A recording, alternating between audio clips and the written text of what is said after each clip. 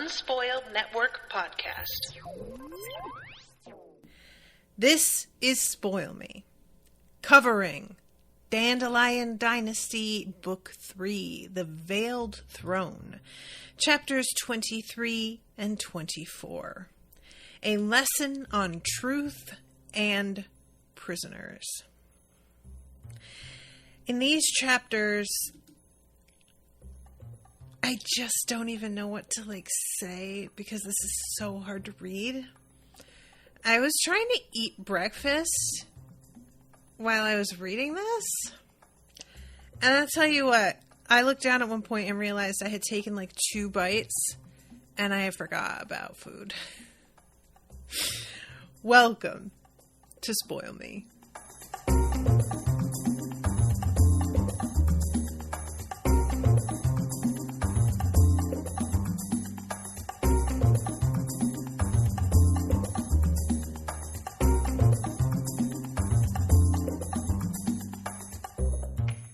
Welcome to the show, everyone. I am Natasha. Thank you very much to Kyle, who is here in the chat, for commissioning this episode.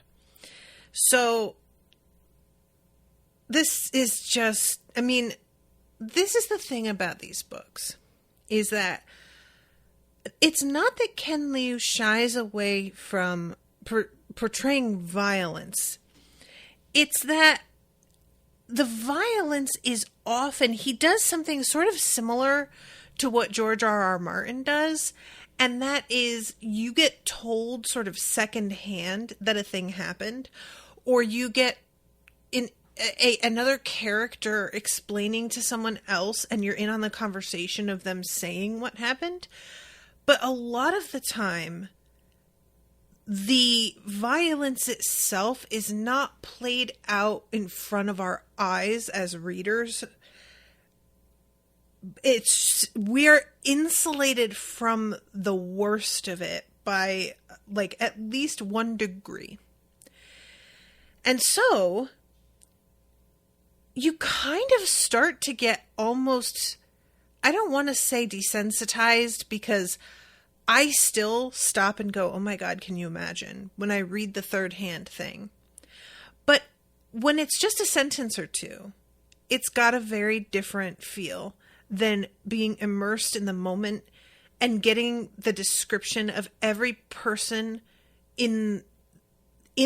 involved directly or indirectly, and the way they're reacting to everything. And this is probably one of the more deeply brutal, awful scenes in this series so far. And that's really saying something, because these series have giant massacres, not infrequently. This is hideous on a personal level. And that's the point. That's clearly what the author is doing here. It reminds me, honestly, of and this is going to feel so deeply privileged, because it really is. And that's just what it is. And I just have to face that. We don't like owning up to our privilege. And listen, sometimes we just gotta. What happens in this chapter and the next is that Kinri, who is Goztan's son, who is being tutored by Nazu, the woman who was trying to just mind her own business in the woods and not be involved in shit. Goztan has persuaded this woman to help educate her son. It's against the rules. This woman agrees because, low-key, what is she supposed to do? How do you say no?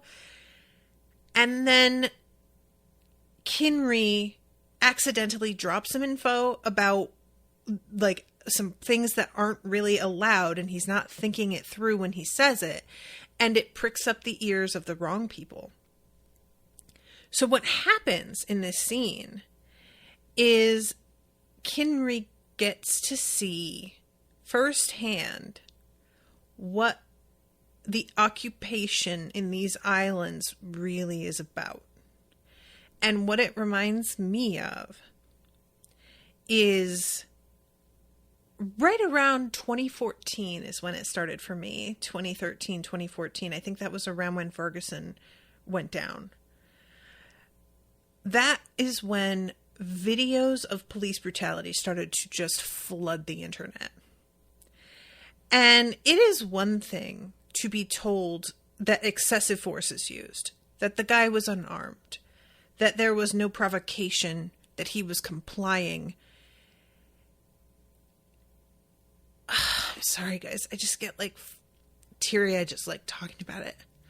It is another thing to see the complete dehumanization of a race of people, and it be not only done with no compunction and no worry about the consequences, but also treated as a joke by the people who are perpetrating it. It's treated like a funny pastime. Isn't it silly that we beat the shit out of this unarmed man? Isn't it hilarious that we had this guy turn his back on us disrespectfully, and we lifted a foot and kicked him in the back completely unprovoked so hard that he flew forward and lost a couple teeth, bashing his face into the trunk of the car in front of him. It's so funny. And this is video that I have seen. There are Twitter accounts dedicated to only sharing these videos, and there is a real low cap at this point that I can take of watching them, because the unprovoked doesn't even begin to describe what these interactions are like. And as somebody who is white, at least white presenting, it all depends on what your definition of white is. As we know, everybody's got a fucking different thing. But I am not going to be at any risk of this kind of treatment from the police at the surface. I would really have to pull some shit. So I didn't know. I didn't get it. And people could tell me, and I could even believe to a degree that what they were telling me was true, but it's just not the same as seeing it in front of your face. And we all have this sort of idea, I think, as these videos were coming out, that if we had been there, we could have said something and made it stop. But what we see here is Kinry is here, and he is somebody related to a person who has power in the Ryukyu community. And if anything, that counts against him almost here. But because cops function in a completely different universe than the rest of the population, our idea that we can get them to stop by just saying the right words is frankly not rooted in reality. And him being trussed up and made to watch all of this, that's much more likely. We want to think that some reasonable kernel still exists in cops who act like this, and that if we were able to just find the argument that gets at that kernel, we could wake them up from this bizarre fugue that they go into when they decide that they are going to destroy lives. And it is so just deeply tempting. I understand. And I'm not even trying to say that some people can't come back, because maybe they can. But it's similar to the whole fantasy of a good guy with a gun, where you have an idea of how that's going to go. And I just bet you any amount of money, that's not how it will go if you find yourself in that situation. And I really have no idea what to predict regarding how things are going to shake out later. So I'm going to back this up for a little bit. Chapter 23. By the time they arrived at the village, native soldiers had forced all the villagers to kneel on the ground with their hands laced behind their heads. As a senior Liuku commander paced back and forth before the kneeling villagers, soldiers under the direction of 2 junior Liuku officers went into the huts, throwing open cabinets and upending trunks, smashing bowls and plates, kicking holes in the wattle and daub walls as if searching for secret compartments. And again, here goes another example. Just saying, they didn't have a warrant and they came in and searched my home. It just sounds like they broke a rule and it was fucked up of them. It's very different to watch the tape of people breaking a door down and then tearing your house apart, destroying your property, sometimes creating holes in your drywall, and they will just fucking leave and not have any further, like, you know what I'm saying? There's just so much about these kinds of encounters that it is extremely easy to ignore or not stop and completely consider and appreciate. And this begins with just what seems like they're searching our homes. You don't have a right to do this. And Nazu steps forward and is like, basically, the whole thing with our agreement with your people is that you're no longer allowed to do this. And the commander says, we're in the middle of an investigation. And Nazu is like, you don't even have a crime that you're accusing us of. You just have a feeling that there's something to be found here because you don't like this little village and the setup. And what's kind of compelling here is that the woman who is in charge of this, Kutanrovo, she is extremely, like, she's a nationalist, really, is the thing. She is a Liuku through and through. She believes that the Dara people are complete savages, that there is no reason for us to be agreeing to coexist with them. They are not like us. They are not at our level of humanity, and we should have supremacy over them. And the fact that Tanvanaki is trying to create a society that includes the Dara people as equals absolutely, like, is so wrong and kind of spitting in the face of what she believes Pekyu Tenryo was about, that she can't bear it and is, like, just determined to figure out what is the deal with Tanvanaki and her softness towards the Dara people. Some of it is, according to this woman whose name I am so sorry, but I am never going to remember, Kutanrovo. I'm going to try and remember it, but I just don't see it happening. Kutanrovo is sort of, first of all, like, I get that she got Timu to knock her up, and that's legit as a tactic, but he's still around, and he's still, like, convincing her to take the softer route with people, and I don't even understand why he's here anymore. Just cast him aside or kill him. And she says, she could only conclude that he must be servicing the Pekyu exceptionally well in bed. For years, she had sought to demonstrate the dangers of being soft on the natives. Whenever a rebellion arose, she always volunteered to lead the response, hoping to find evidence of vast conspiracies to overthrow the Liuku.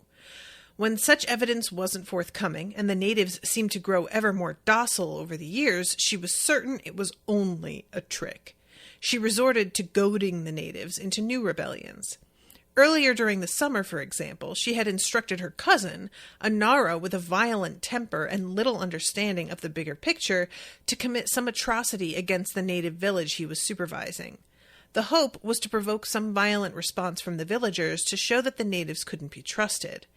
The plan had succeeded beyond her wildest dreams. Not only did the villagers rebel, but they actually killed her cousin, giving Khutun-Rovo an excuse to set the entire northern shore of Rui aflame and slaughter as many as possible.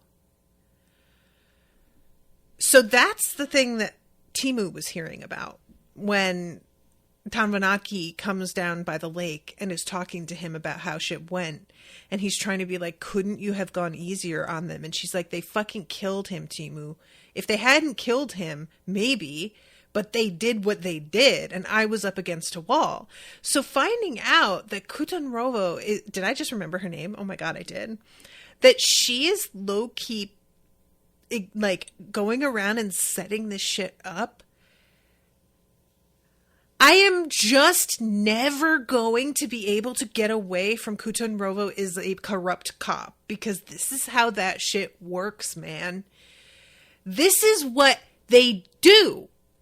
And if you are somebody who does not agree that all cops are bastards, I'm sorry, you're not in the right fucking podcast, because that is how we do here.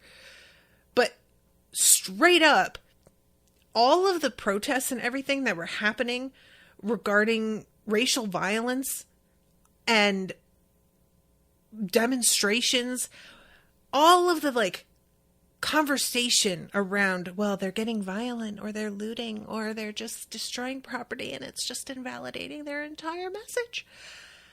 If you look at photos taken or video taken at a lot of those protests, you can see cops dressed as alleged protesters mixed into the crowd. And there is very compelling evidence that is ignored, because of course it is, that a lot of the property damage and the instigation towards violence was started by people who are planted in the protest and look to be people who represent a certain cause. But it wasn't those people. It was folks who are trying to completely smear all of this movement by giving them a bad name, by getting the public to be against them and provoking these riots. And for the record, I am not against riots. I'll just say that. Riots have their fucking place, and that is fine. But they are creating one where there may otherwise have been none in order to discredit an entire movement and group of people.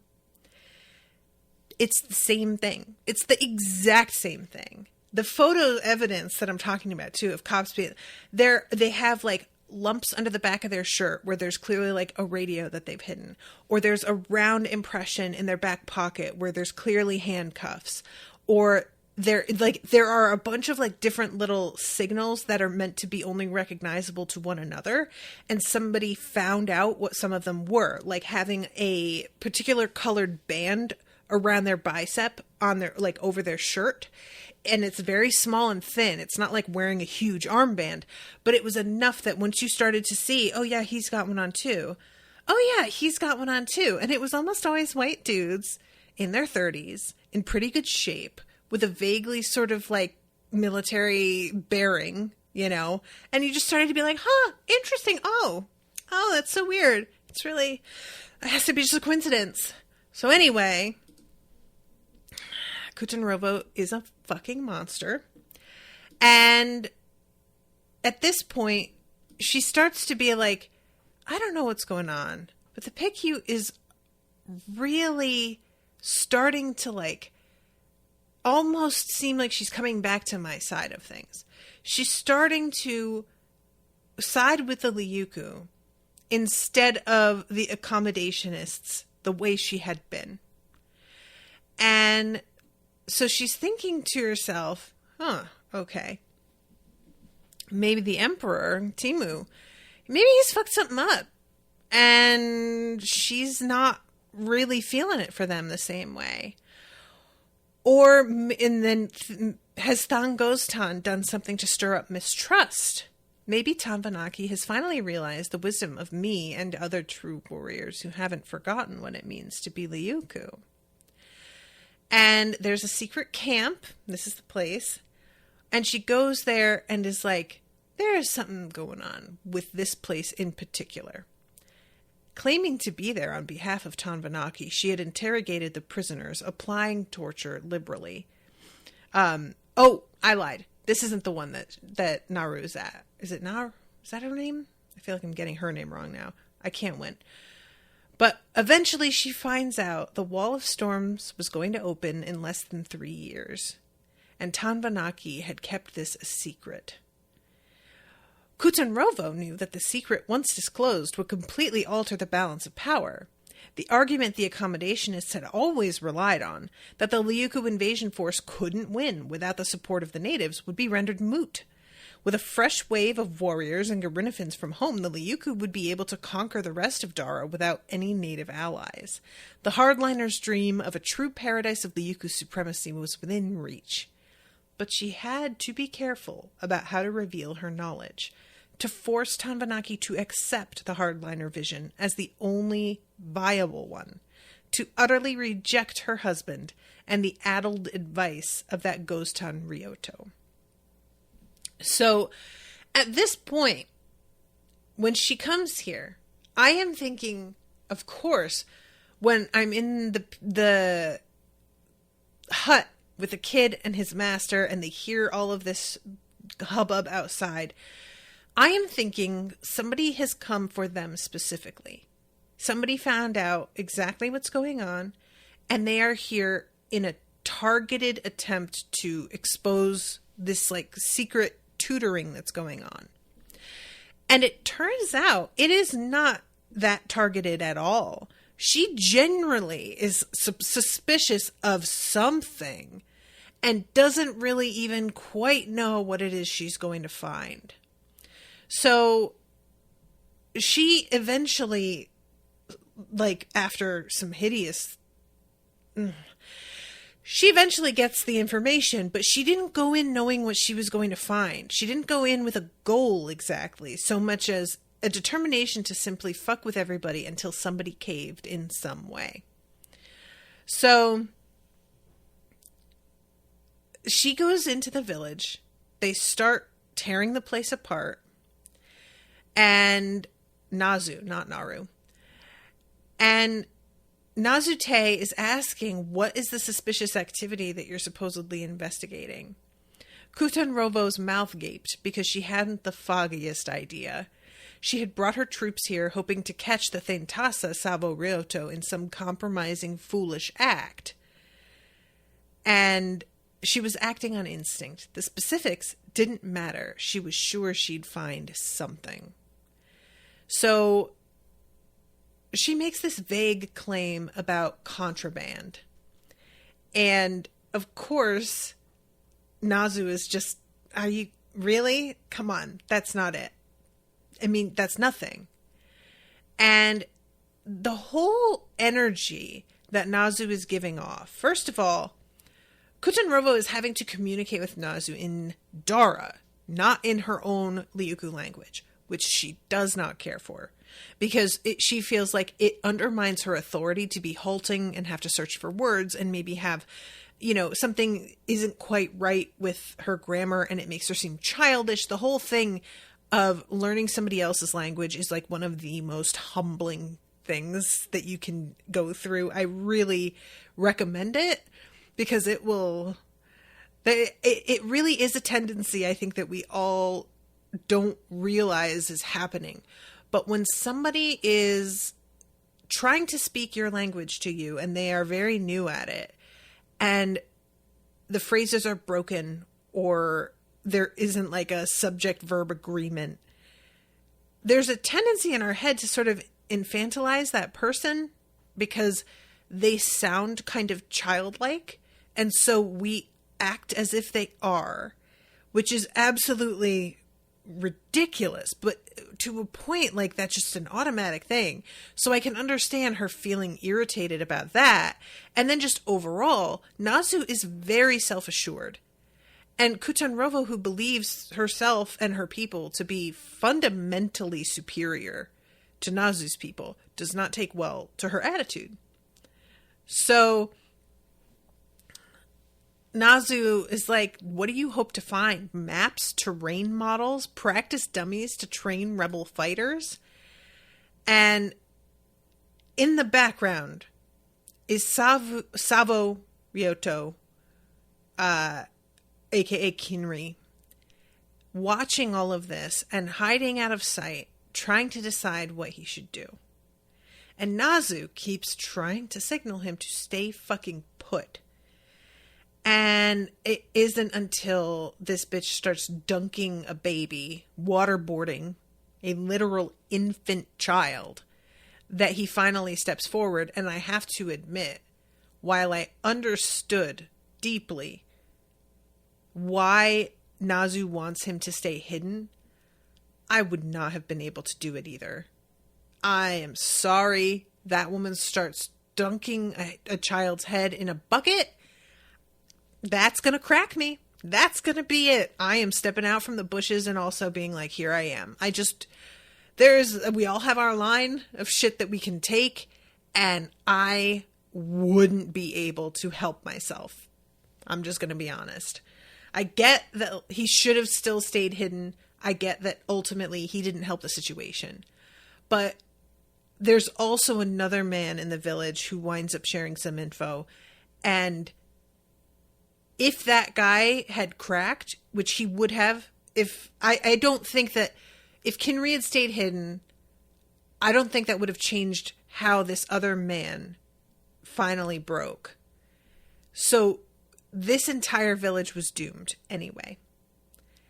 And I'm not mad at Kinri for stepping forward. He misspeaks and definitely lands himself and Nazu in hot water because of an admission that he makes.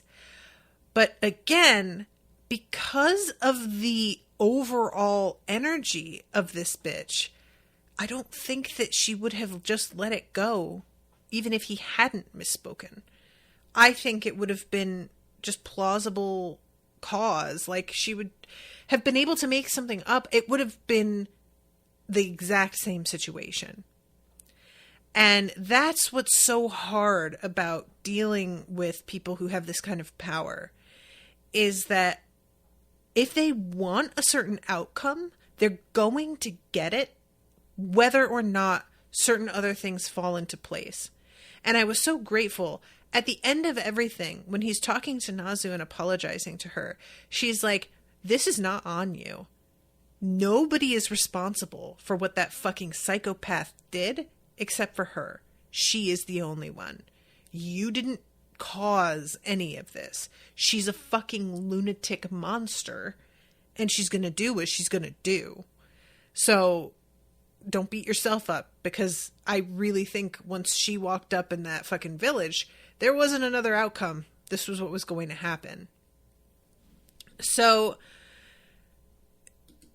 she starts to go pacing around herself, and somebody brings out a silk bag of the figurines from the game that they were playing, Zamaki.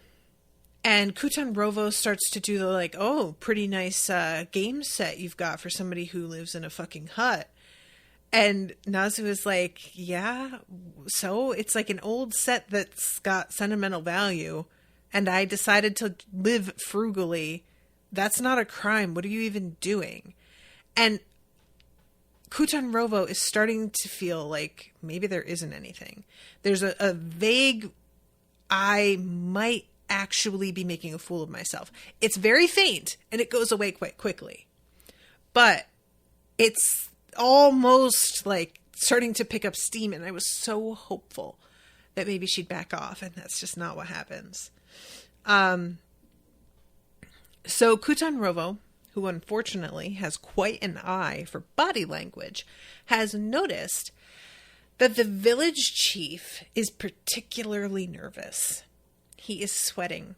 He is shaking. He is really on the edge of completely losing it. And Kutan Rovo is like, okay, he knows something. And she goes over and asks him if Nazu is telling the truth. And he says, yes, there is absolutely nothing more in any of the huts. And Kutan Rovo is like, oh, really? In the huts?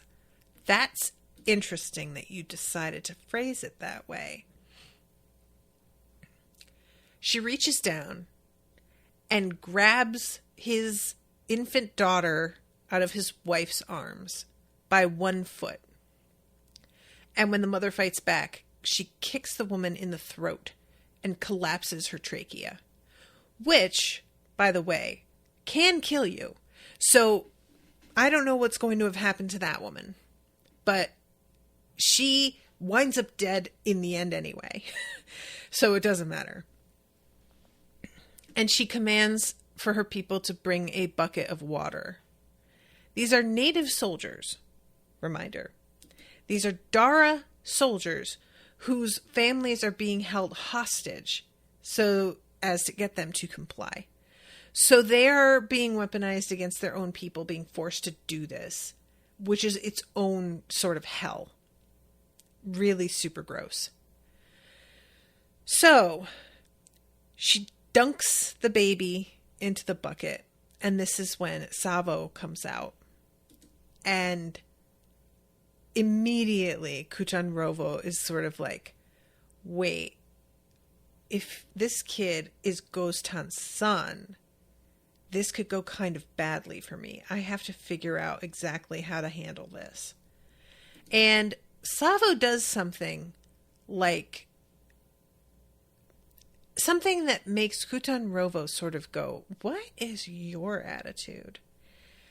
Essentially, he is clearly disgusted at what she's doing and being very defensive of the Dara people, which went against the letters and spirit of the Pekyu edicts to treat the natives with kindness so long as they were obedient.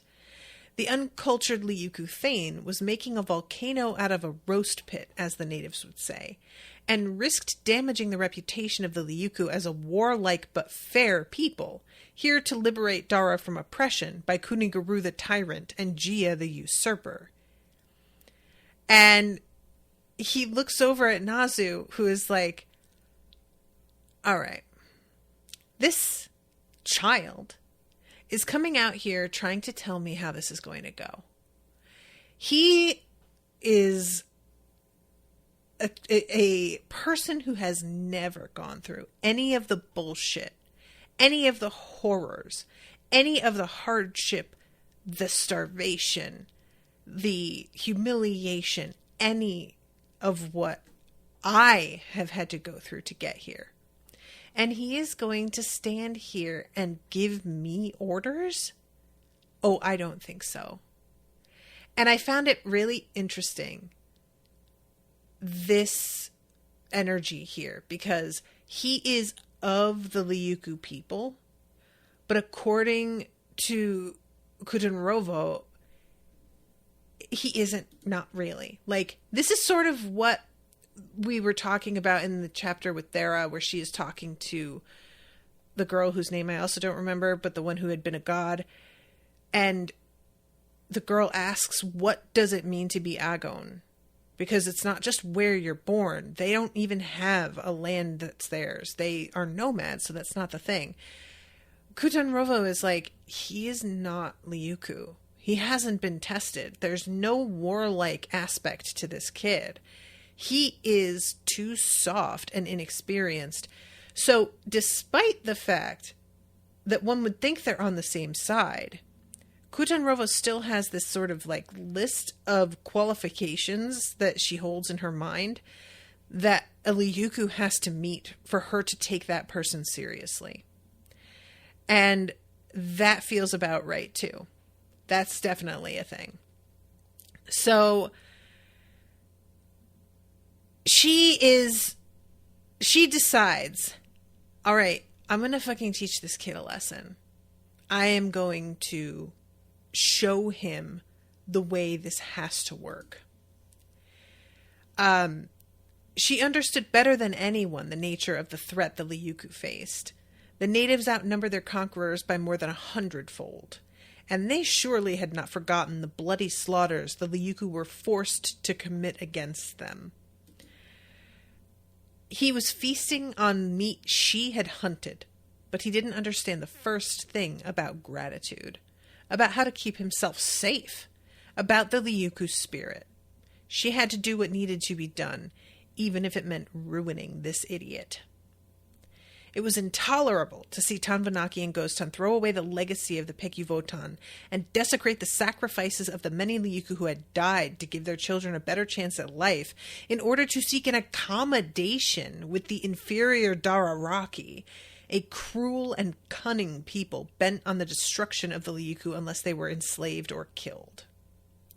So, she decides to play this like she's just trying to be reasonable with him. And she's like, what are you doing here, guy? I don't understand. I'm not doubting your friend and her expertise. I'm not doubting your word. But what is it that she's instructing you on? And he's like, anything that I want to get information about, she will tell me. She's a dear friend. And Kutanrovo pretends to misunderstand and is like, oh, I get it. A friend. I didn't know you liked them that much older than you. And he's like, what the fuck?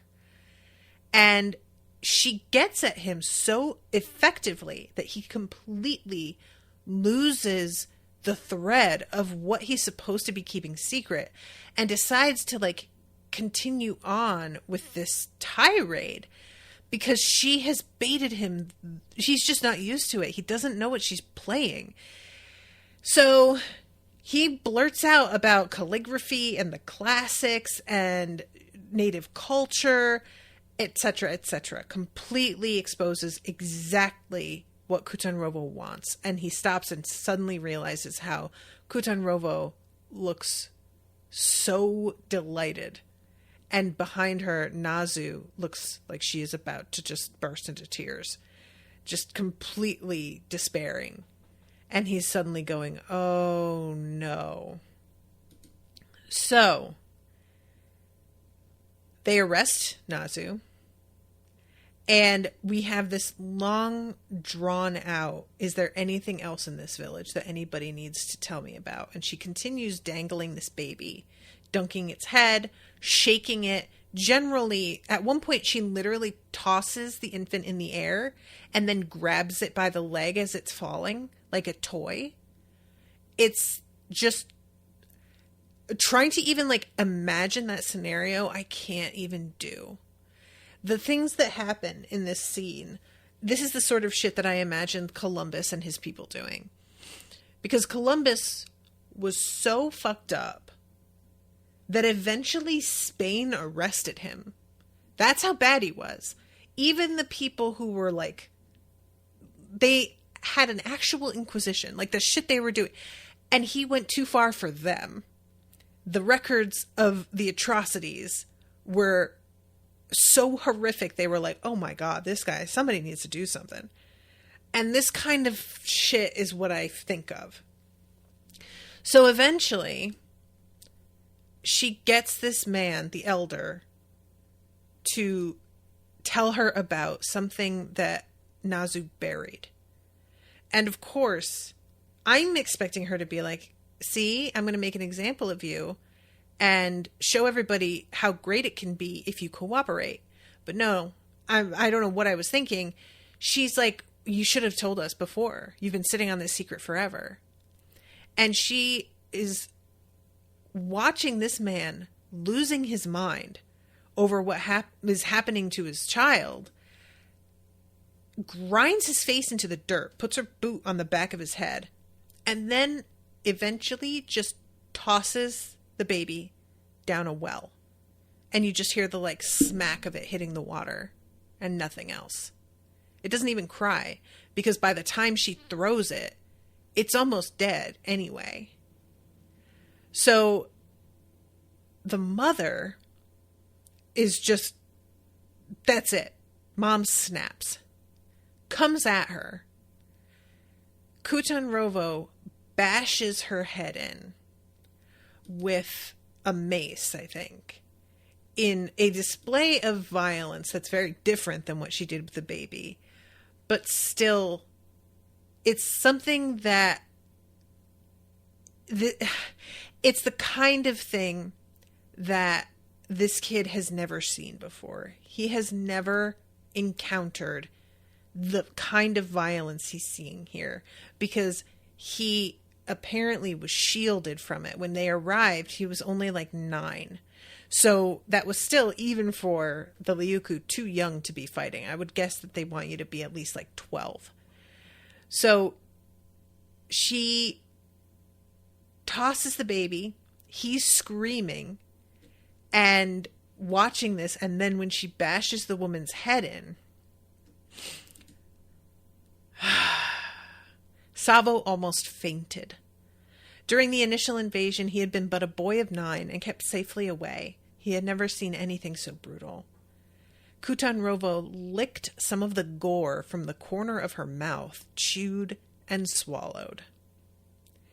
Truly, this woman needs to be put down. Something's wrong with her. Like, just straight up. Something's wrong with her. She's not okay. So then she gives the order.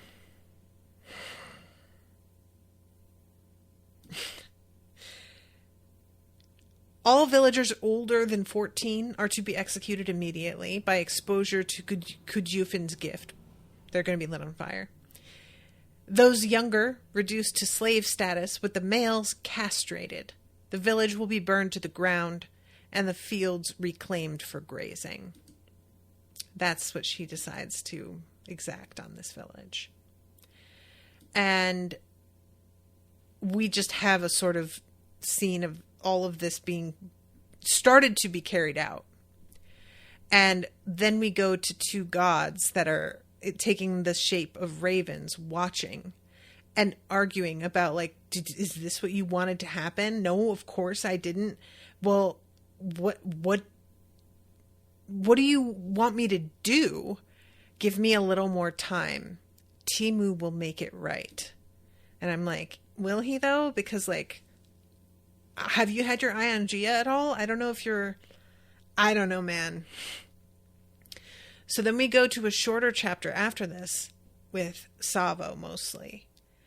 He is supposed to be under house arrest, but he couldn't take it. And he sneaks out and goes to see his old master. Savo could not forget what he had seen in Kigo-Yezu a few weeks ago. Was that an aberration in the gentle rule of the Ryukyu in Ukyutasa? Or was everything around him now a mask, as hollow as the skull helmet he wore?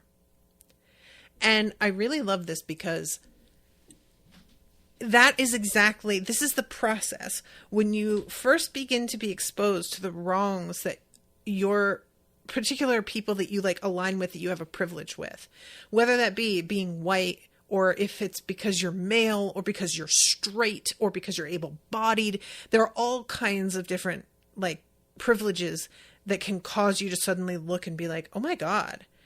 And the first thing that most of us do is say, yeah, but that was a special case. It's not always like that. It's not usually like that. It's like, that was just a really particularly bad one. And I agree, it was definitely fucked up, but it's not standard. Of course we do this. We like kind of have to, because I feel like our brains can't handle the abruptness of a complete shift to total wokeness. It's too much. So we have to inch our way there, and it's hard and painful and awful. So we go to Timu here, and it turns out that his son, who is absolutely disgusted with the actions of Savo, his son is basically throwing a tantrum and saying that he's a traitor and a weakling. I would never speak up for a traitor. And then he runs out. And Diana is like, he's really worried about looking weak. I wish he weren't so scared. And Timu says, we can save some of these bones for him. Someday he may regret what he did today and want them back.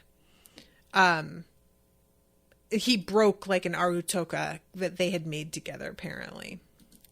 So he's collecting them, and then he says teeth on the board. And then we finally get the explanation of what teeth on the board means. So I'm going to just completely summarize this. Essentially, there are two sides of this war, and they decide that they are going to settle the question of who owns this territory through a Cupa match.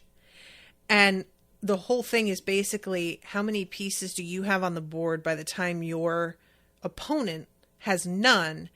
And if you have more than they do, you win. If you run out of pieces before the opponent does, you lose. And this guy he's playing the white set versus black, and he begins to run out of pieces. And when he finally does, he knocks a tooth out of his mouth and puts the tooth on the board to play with that. And then he knocks another one out. And it's basically the King of Fasa says, finally, I concede. Because he's either, and this is the question, Timu is like, some people say that he realized what this man was saying and that he would just keep going until he fell. Some people think the king conceded because he couldn't stand to watch the man hurting himself anymore. Diana is like, teeth aren't allowed. That's not part of the game. That was straight up cheating. Like, how is that? How does that even work? And Timu is like, well, that is kind of missing the point, but also like, yeah, true. So yeah, this is the moment that he like looks down and remembers teeth on the board. When Gia had sent him that message, she was hoping he would understand what it meant. And I'm not entirely sure if she does. Like, my whole thing has been Gia's targeting Timu somehow. But her saying to him teeth on the board makes it feel like she's asking him to sacrifice something of himself. I still haven't really figured out what that means. If she wants him to kill himself and take himself completely out of play, that as long as he's alive, there is a kind of control being exerted over him that's putting everybody at risk. I don't know. But anyway, we then go back to Savo, who goes to see Nazu. And she tells him, you haven't failed me. Does the whole, she is responsible for what she did. And then says, the deaths can't be blamed on anyone but her and the coming of the Liuku to Dara. And Savo has never heard her straight up be like, y'all being here is a curse, and I hate it. She is always very carefully couched everything she says. And her just blurting this out, he's genuinely shocked. And says, you mustn't let rage confuse you. If you draft a petition to the Peikyu and the Emperor declaring your loyalty, denounce the traitor Raolu, and pledge to cleanse your heart of false... No, I'm not going to do that. When I said I failed you, I meant it. I am your teacher, and that imposes on me a duty to teach you the truth. For too long, I and other scholars like me have chosen to speak around the lies rather than through them. I allowed fear to silence my tongue, and in that process misled you. I never once spoke directly against the lies you've been taught at court. I despised the court historians and court-appointed tutors, but I never realized I was just as bad for not speaking up against them in order to keep myself safe. And she says something about wielding their talent to serve the Liuku butchers. She saw Savo's stunned face at hearing the Liuku described as butchers, and a trace of bitterness crept into her voice. Peikyu Tenryo committed the atrocities at Naza Pass, not Emperor Ragen. Emperor Thake didn't beg Tenryo to invade the Big Island to enforce his claim to the Dandelion throne against his own mother. Massacres like the one at Kigoyezu are not aberrations. The Ryukyu are not the liberators of Dara. You also told me of the despotic acts of the old Tiro kings and Mapidare, and Kuniguru really was a bandit. The native rulers of Dara were never perfect. There is always a grain of truth hidden within the best lies, but that doesn't make the lies true. There isn't enough time for me to teach you the truth here. I'm done with lying. And I can't teach you the truth. Experience is the only teacher that will convince you. Whatever happens, Kinritika, know this. I hate what the Ryukyu have done, and the evil they continue to do, but that doesn't mean I hate each individual Ryukyu. That there is a difference between the collective and the individual, and yet they're bound up in ways that cannot be easily disentangled, is one of the hardest problems in life, one even the Ano sages could not resolve. I'm proud to have learned from you and taught you. You're a brilliant student, and I wish you would hold fast to the most important teaching of the moralists. Do the right thing, even if it hurts you. Savo looked at his master, and a sudden premonition came that he would never see her again. An urge came to him to memorize her face, to ask for a memento, but he pushed the thoughts away. His mother would save the old woman. She always managed to make things work out, no matter what. So instead, he focused on his master's lesson. How will I know what is right?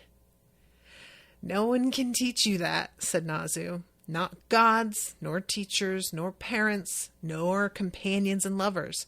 Expand your heart and listen. That is a fucking sermon. Expand your heart and listen. Oof. There it is. There it is. And this moment of him being like, I'm never going to see her again, and then immediately going, no, my mom is going to fix this. When she says experience is the only thing that will teach you, she knows she's going to die. I think she's aware that he's lying to himself about that. And she knows that the loss that he will experience and the miscarriage of justice this will all be, and his mother won't be able to step in and fix it because she's part of a system that would penalize her for what she has done, perhaps will, that's going to be part of the horrible lesson that he is going to have to learn. And what's interesting is that this kid is high up on the sort of hierarchy here. So if this were an ordinary Ryukyu seeing these horrors, it might not really come to all that much because they don't have power necessarily. But Savo has some power. So I don't know how much he's going to get to retain that power, considering everything that's happened. I don't know how much Tabanaki is going to try and defend Gostan Ryoto. That's really the main question, is how untouchable is Gostan? And will having engaged with this secret tutoring have done something irreparable to her reputation and her standing in the tribes? You know, genuinely don't know what to expect there. But I have no doubt that Nazu is going to die. And I have no doubt that Nazu is aware she is going to die and is sort of looking at her own death as part of the lesson she's teaching him. Which is truly the most gangster, awful thing. The idea that you're like, I know now I should have handled things differently. And I'm going to change my ways just long enough that my being sacrificed will be part of what teaches you. Oof, I could never. Nazu. That is just so gangster. It really is. So that just, this whole sequence here Timu's son being so determined to turn on this kid as well, that in particular hurts. It's this urge for a child who has seen what is expected of him to act out the exact behavior he feels is going to make him look best in the eyes of the adults around him, which is exactly how a lot of us work. We get a general sense from observation of the things that cause adults and authority figures in our lives to look on us with favor. We see, oh, he smiled and was like proud of this kid who did this crazy thing. I saw that he was like respectful of the bravery it took. I will then take a huge risk also in the hopes that that will gain favor somehow, you know? But it's still so awful because he's brainwashed in the way that a lot of kids are by the adults in their lives. And it can manifest in so many different ways. The one that I always tend to think of is religion. Growing up, I was brought up in a household that had somebody who was like extremely born again and somebody who was a freaking pagan. So for me, I had this real balance that forced me to like stop and think about things I was being taught and question. And a lot of kids didn't have that balance. They just had two parents who were extremely intense about upholding Christian values. So when I was around them, when I went with my dad to church and I was around some of the other children of that same church, I would hear them repeating things that I knew they didn't even understand. They would say shit and I'm like, what does that mean? And they wouldn't know. I would be asking because I'm like, I don't feel like that makes any sense. And sure enough, they're not able to explain it. They're just parroting what they've heard. They're just repeating behavior they've seen. And I am just kind of like, is there a way to save this kid? Because he is so 100% in on Ryukyu value systems.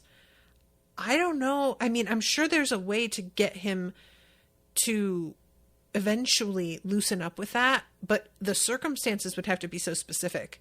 And I don't really see that happening for him. So I don't know if there is any other future for that kid unless he is full on plucked up out of the Ryukyu and dropped into Dara without any Ryukyu people around him to continue expecting certain things. And even if that were to happen, probably he would just hold himself aloof for a while, considering him superior to the Dara people around him. I don't know what would even break through and get him to question any of the things that he believes or was taught. I don't know. It's just that this is just such a hard series of it's 2 chapters, but it's like a series of events. And I am mostly extremely curious to go into Ghost-tun Ryoto's perspective and find out how she's feeling. That's the thing that I'm the most curious about, because I genuinely don't know anything about where she stands in all of this and how this is going to affect her. And also, last time we saw her, she had taken like Oga Kidosu as a lover. And I don't remember if he's brought up again at all, but I'm also like, what's going on with that guy? So anyway, that is the end of the chapter.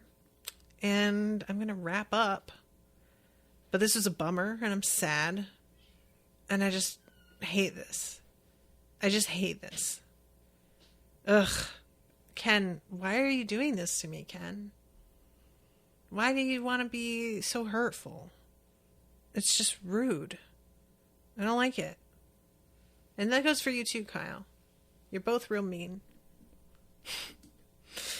All right. Until next time. Toodaloo, motherfuckers.